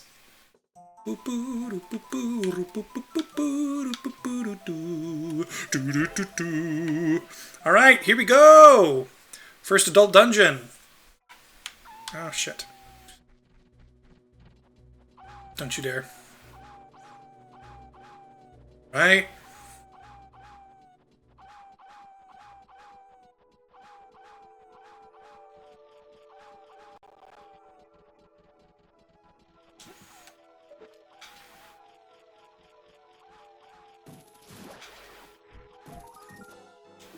You just heard a Gold Skulltula. You're damn right I did.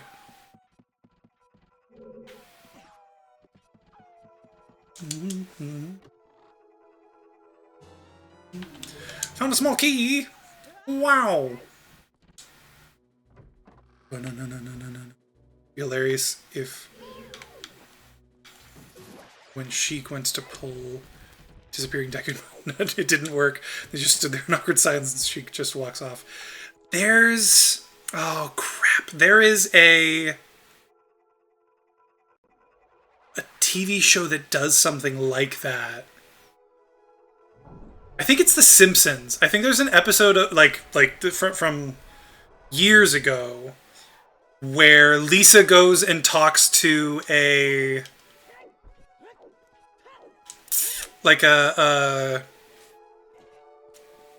medium, right? Someone who looks into a crystal ball and tells you the future.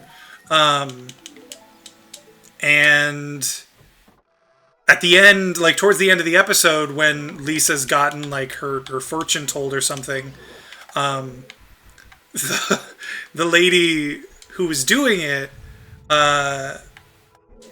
like, throws like a smoke pellet down, and she's laughing maniacally, and then the smoke clears, and she's just sitting there, just like staring at Lisa as Lisa like slowly backs away. It's very funny.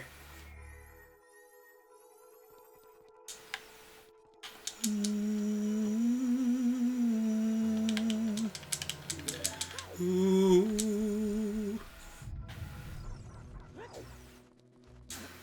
All right. Now,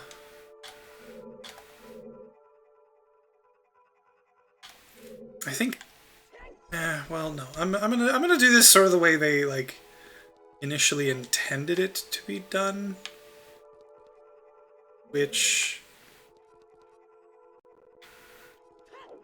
Yeah. Yeah, we're gonna do this.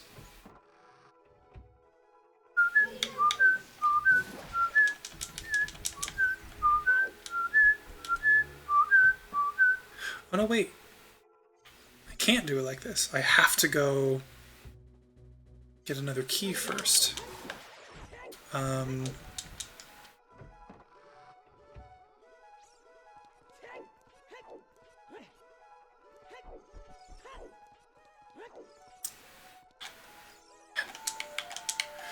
It's been so long since I've done any of these dungeons the way they were like intended to be done.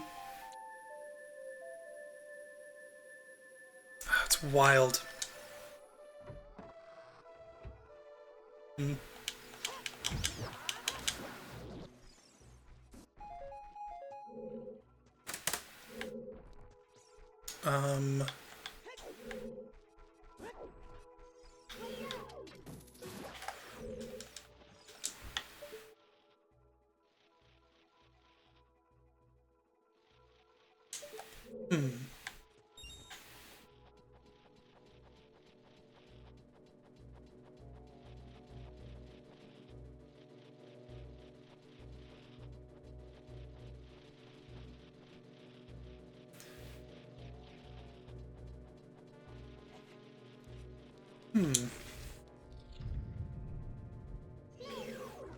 Am I just mistaken about this?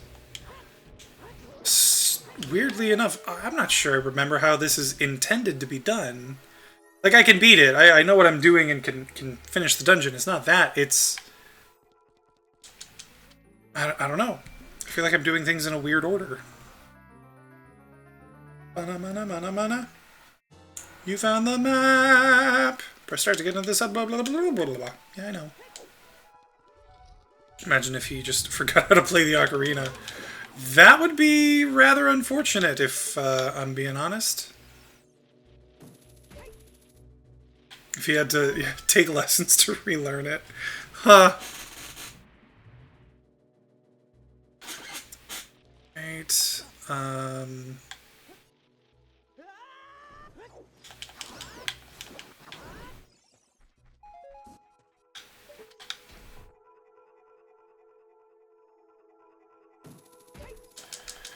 This isn't a key.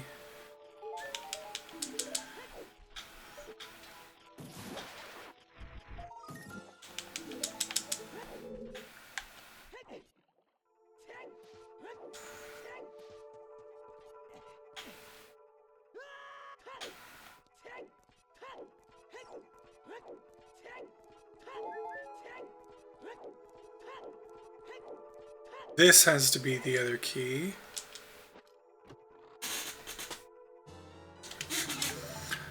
I found a key! There's a video that explained that the hook shot would probably break Link's arm if the game of real-life physics. Imagine how awkward that would be as he tries to get into the forest temple.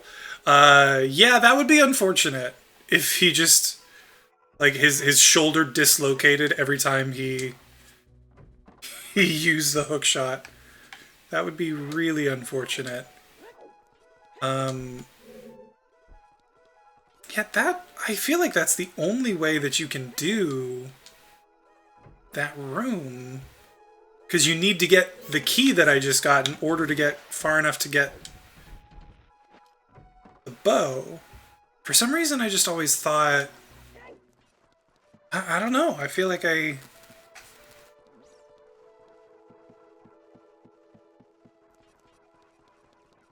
don't know. Yes, I see the arrows, Navi. Thank you.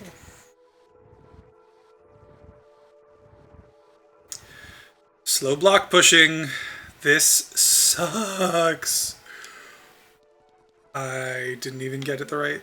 Yep, there we go. God. This is a nightmare.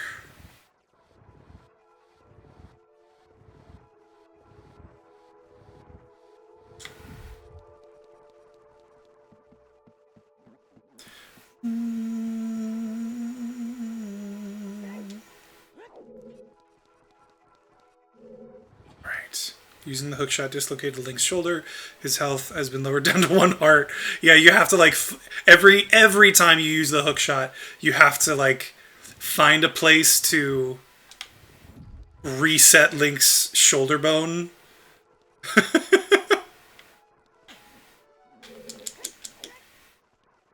That would honestly be kind of an interesting mechanic. You know, one of these days I want to make a game that is as realistic as possible, but about the dumbest things. Like all the things you don't actually want realism for. Like that. Like you've got a hook shot, but every time you use it, it dislocates your shoulder because of course it does. Or you've got a gun, but like reloading just switches to a different mag. So if you use, you know, if you've got like 3 bullets left in a mag, eventually you'll switch to that mag and you've got, shit, I've got 3 bullets in this mag. I just think that would be funny. Be an interesting canon battle in Zelda game if Link had a broken arm, either unable to use his sword or his shield. Yeah. This corridor's all twisted. You're darn right it is. Yeah, I think that would be super interesting. Watch for the shadows of monsters that hang from the ceiling. Yeah. Oh, God. Alright. We are about to get the bow.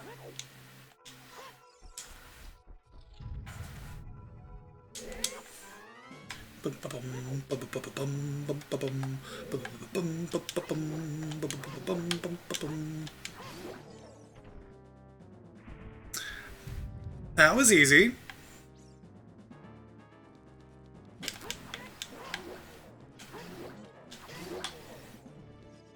Also easy.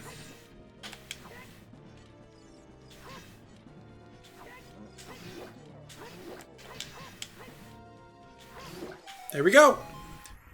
Nice and simple. It may be quite simple, but now that it's done, I hope you don't mind. I hope you don't mind that I put down in words. You found the fairy bow on the select item subscreen. Blah blah blah blah blah. Press C to take it out and hold it. Yes, yes, yes. I know. That way. How wonderful life is. Now you're in the world. Gotta go read. Okay, no worries. Thanks for chilling, Cal. I'm gonna finish this dungeon and then head out. So I might not be here when you're done. But I'm gonna message you on Discord later, and we can try to set up a time to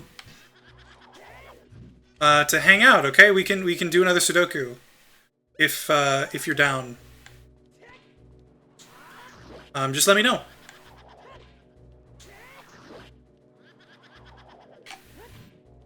I would find a game like that funny, just realistic as possible, but it's only realistic if it's stuff you don't want. Just imagine stuff in the game like the player's drinking too much water, find a restroom immediately, your dog needs to go for a walk. Exactly. Like the stupidest stuff. You come home after like 3 weeks away and you've got dog shit all over the carpet because you forgot to ask your neighbor to like watch your dog for you. Or you like accidentally drank expired milk and like, uh-oh, you better go to the doctor because like you're getting sick. All that stuff. I think that sort of thing would be absolutely hilarious. I would genuinely love to hear DJ. Oh, thank you. That's very sweet of you to say, Logan.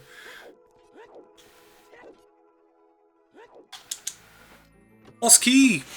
As much as I would love to sing Let It Be, I barely have a voice right now, and honestly, like that is a tough song. So maybe at some point, but not right now.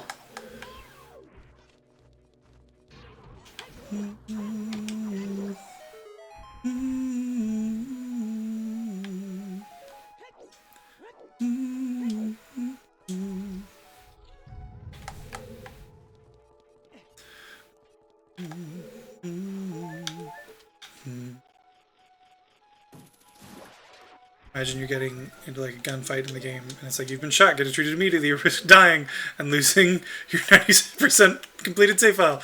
Exactly. Like that's the sort of thing that I would love to make. Just a game to be as like frustratingly annoying as possible. I think that would be hilarious.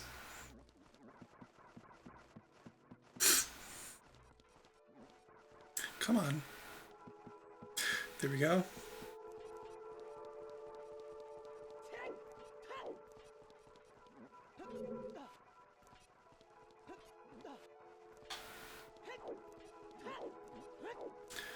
Let's get it started in here.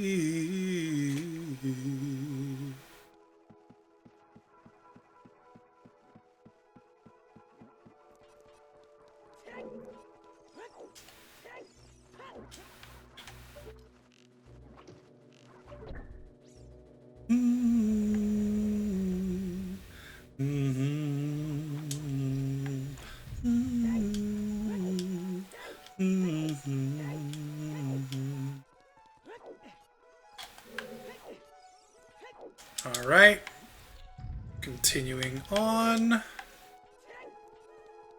So we've now got this one finished. We go through here. Oh, I feel like I'm forgetting something. I really hope I'm not.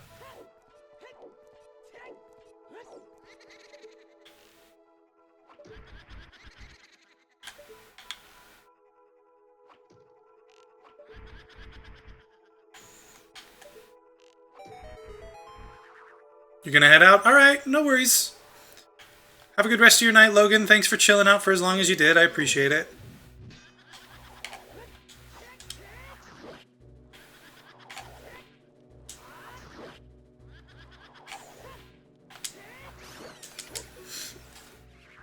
Oh, excuse me.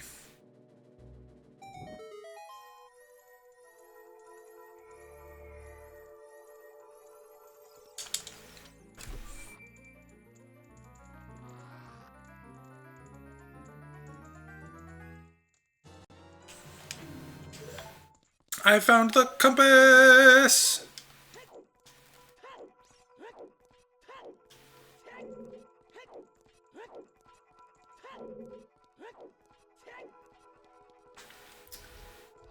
I am forgetting something. What the heck? Wait a sec.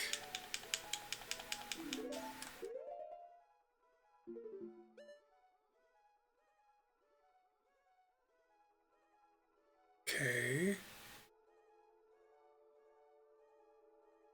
I completely forgot to go in that room. Oh my god, I'm so dumb. I'm so dumb. I even was thinking about it. Like, I was like, don't forget, you gotta get in that room, kill the wall master, get the key. That's literally what I thought I did. I forgot I didn't do that. God, I'm so dumb. It's a good thing there was no one here to witness that.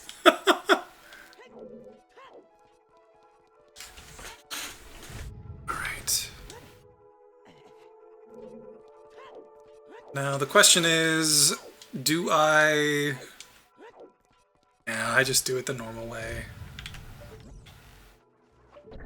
God, I am... Oh, I'm so dumb! Why am I so dumb?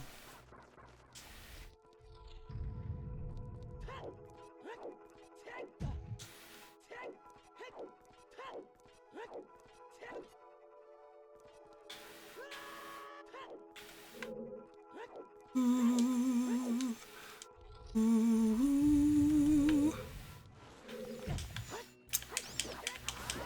It's your fault. I think you distracted me. I think that's what happened.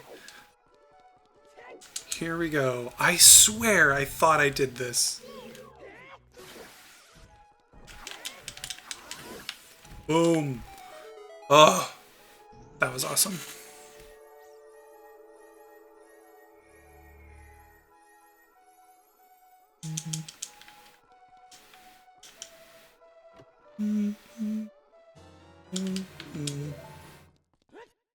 Ba-na-na-na. Is there anybody gonna listen to my story? All about the girl who came to stay. She's the kind of girl you miss so much, you makes you sorry. Still you don't regret a single day. Oh, girl,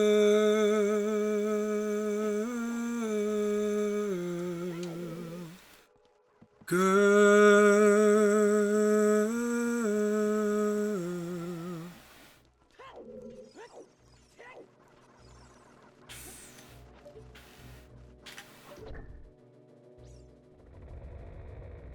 Close your eyes and I'll kiss you. Tomorrow I'll miss you. Remember, I'll always be true. And then while I'm away, I'll write home every day. And I'll send all my loving to you. I'll pretend that I'm kissing the lips that I'm missing. I don't think my dreams will come true. And then while I'm away, I'll write home every day, and I'll send all my loving to you. All my loving I will send to you. All my loving, darling, I'll be true. Whoops. Whoopsie. Oh, that's right. It's only over here.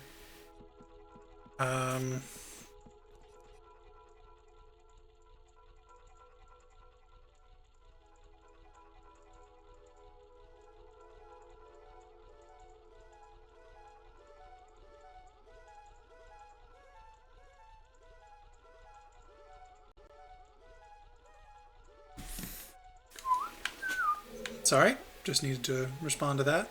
Not sure who I'm apologizing to, since I don't think there's anyone here right now, but still, figured I'd say it.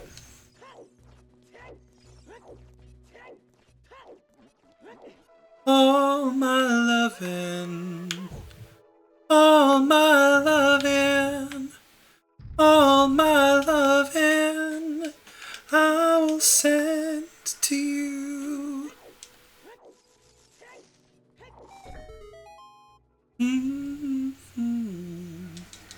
All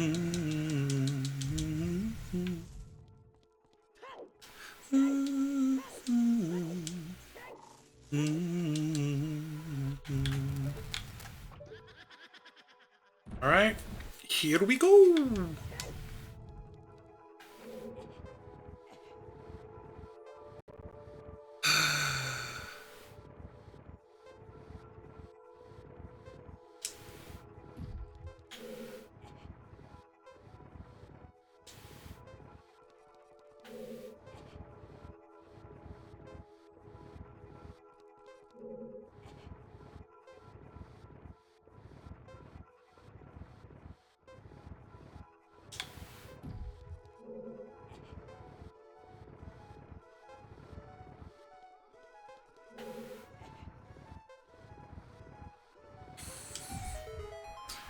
Perfect.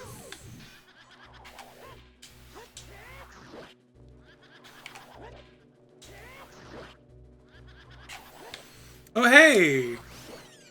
How's it going, Silver? You're here just in time for me to, finish off the Forest Temple. How you doing?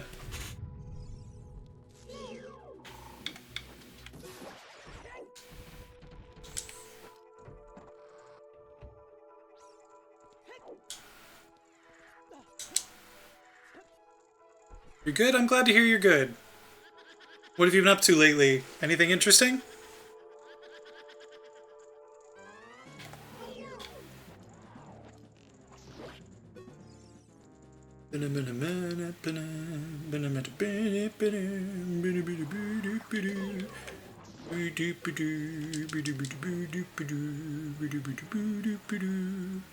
Not really? Hey, that's fine. Sometimes you get boring life streaks. And that's okay. Yeah, boring life stuff, yeah. No, I get that. Sometimes that's nice. Boom. You're dead!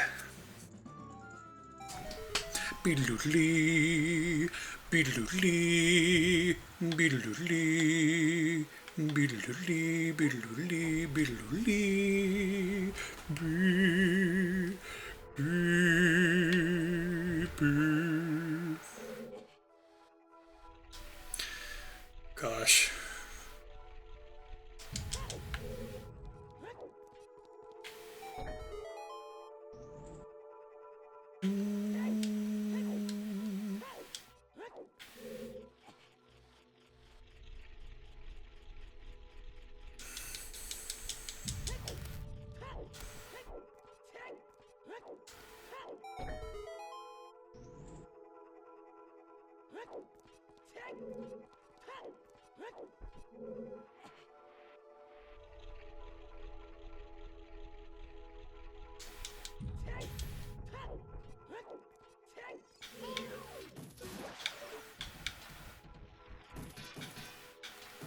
Here we go.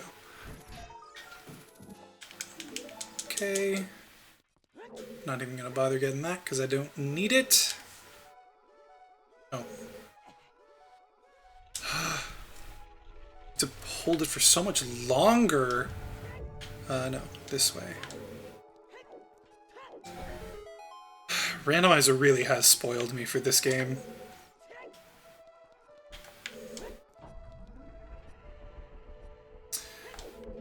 Thanks. Here we go! Time to fight the boss. Nothing. Boss. Ching. What? Suddenly, horse.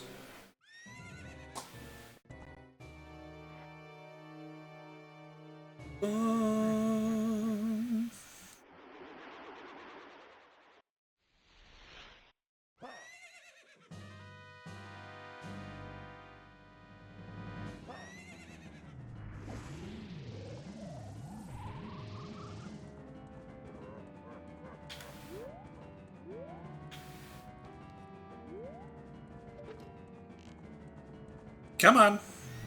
Boom.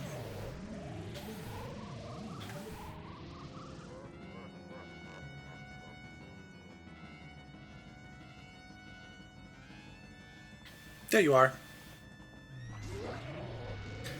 You know this part? This is a pretty recognizable part of this game for sure. Boom.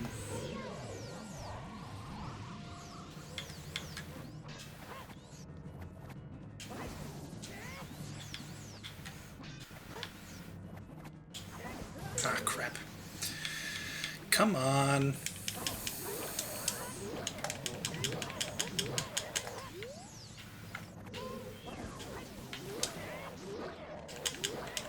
Yes! Yes!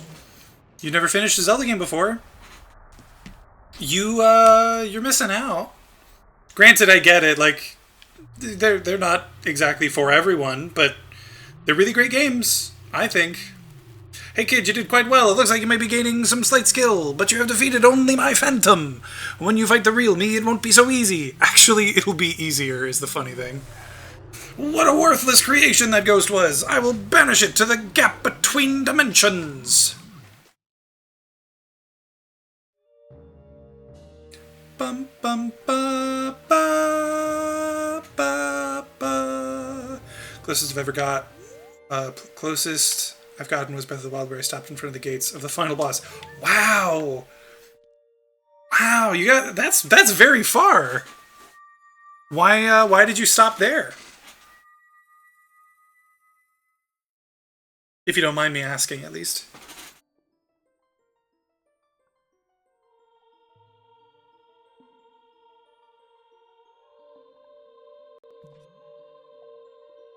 Just never picked it up again?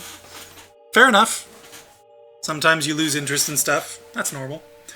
Thank you. Because of you, I could awaken as a sage. I am Saria, the sage of the Forest Temple. I always believed that you would come, because I know you. No. You don't have to explain it to me, because it is destiny that you and I can't live in the same world. I will stay here as the Forest Sage and help you. Now please, take this medallion.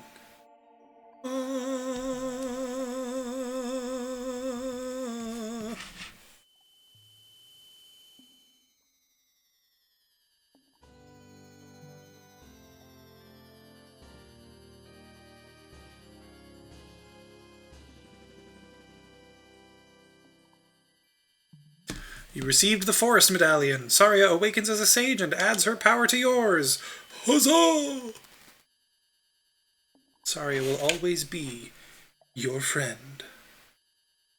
Saria will also always talk in the third person.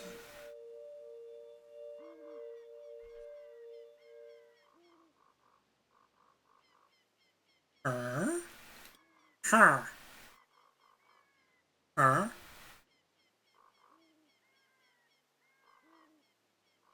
Boom!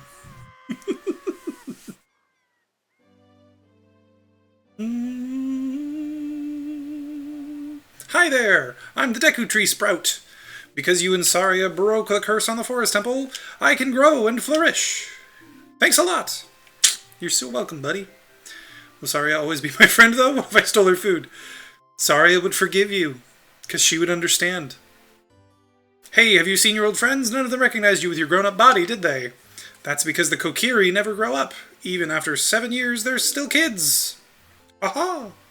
You must be wondering why only you have grown up. Well, as you might have already guessed, you are not a Kokiri. You're actually a Hylian. Ha ha ha! I am happy to finally reveal this secret to you. Thanks, dude! Oh yeah, I forgot. Some time ago, before the King of Hyrule unified this country, there was a fierce war in our world. One day, to escape from the fires of the war, a Hylian mother and her baby boy entered this forbidden forest. Forbidden? Oh no. The mother was gravely injured. Her only choice was to entrust the child to the Deku Tree, the guardian spirit of the forest. The Deku Tree could sense that this was a child of destiny, whose fate would affect the entire world, so he took him into the forest. After the mother passed away, the baby was raised as a Kokiri, and now, finally, the day of destiny has come! The time has come! The walrus said, to talk of other things, of shoes and ships and sealing wax, of cabbages and kings. You are a Hylian and were always bound to leave this forest. And now you have learned your own destiny, so you know what you must do. ... That's right! You must save the land of Hyrule! Ha ha ha! Now, DJ, break the curses on all of the temples and return peace to Hyrule! No! I'm leaving. Sick. Oh, man. I love this game. I really do. Unfortunately, though, I think I'm gonna have to call it here.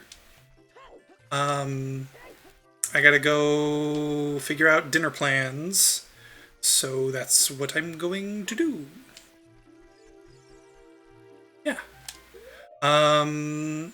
Silver, I'm sorry that you came in here right at the tail end, but I gotta get going. Thanks for chilling out for a little bit. I hope I'll see you again soon. But in the meantime, have a good rest of your day, night. I'm not sure what time it is for you, but just have a good life until the next time I see you, which will hopefully be soon. Thanks. Yeah, I'll try to have fun with dinner. Have a good time, dude. I'll talk to you later. Bye.